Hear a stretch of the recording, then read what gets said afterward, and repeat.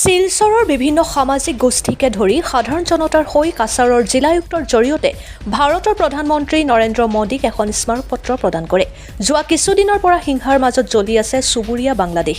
শ্বেখ হাছিনাই প্ৰধানমন্ত্ৰীৰ পদৰ পৰা পদত্যাগ কৰাৰ পিছত প্ৰতিবাদকাৰীসকলে বাংলাদেশৰ সকলো মঠ মন্দিৰ ভাঙি ছিঙি তাত থকা সংখ্যালঘুসকলক অত্যাচাৰ কৰাৰ উপৰিও সকলো মঠ মন্দিৰ ভাঙি পেলাইছে বুলি অভিযোগ উত্থাপিত হৈছিল। বাংলাদেশৰ সংখ্যালঘু সম্প্ৰদায়ৰ সমূহৰ উপৰিও ধাৰাবাহিক আক্ৰমণৰ বাবে সংখ্যালঘু জীৱন বিপদত পৰিছে। বিষয়টোক লৈ গভীৰ উদ্বেগ প্ৰকাশ কৰি সংগঠনসমূহৰ বিষয়ববীয়াসকলে বাংলাদেশৰ গণহত্যা দমন কৰি বাংলাদেশৰ সংখ্যালঘু জনসাধাৰণৰ জীৱন সুৰক্ষাৰ বাবে প্ৰধানমন্ত্ৰী নৰেন্দ্ৰ মোদীৰ হস্তক্ষেপ বিচাৰিছে। ব্যুৰো রিপোর্ট অরুণোদয় আসাম। আমরা মুসলমান ভাইদেরকে ভাই বলছি, বন্ধু বলছি, বোনই বলছি, কিন্তু সেই ক্ষেত্রে বাংলাদেশে কেন হিন্দুদের উপর এত নির্যাতন? তাহলে আমরা তো এমন করছি না, তাহলে বাংলাদেশে কেন এমন হবে?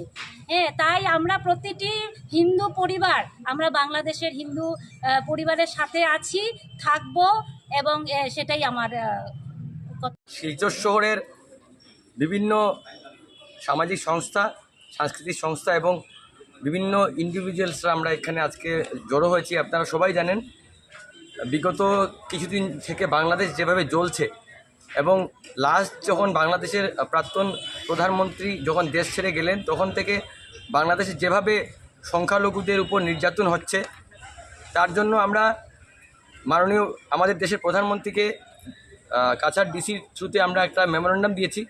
তাতে আমরা মাননীয় প্রধানমন্ত্রীকে আমরা আবেদন করেছি যে বাংলাদেশে যেসব আমাদের হিন্দু ভাই বোনেরা আছে, যেভাবে তাদের উপর দিনের পর দিন অত্যাচার হচ্ছে, যেভাবে মন্দির ভাঙ্গা হচ্ছে, সেটার জন্য যাতে আমাদের প্রধানমন্ত্রী আমাদের পার্শ্ববর্তী রাষ্ট্র বাংলাদেশের থাকা হিন্দু ভাই বোনদের রক্ষা করেন এবং এইভাবে যে নরহত্যা হচ্ছে, হিন্দুদের জায়গা দখল হচ্ছে, সেই জিনিসটা যাতে অতি শীঘ্রই বন্ধ হোক।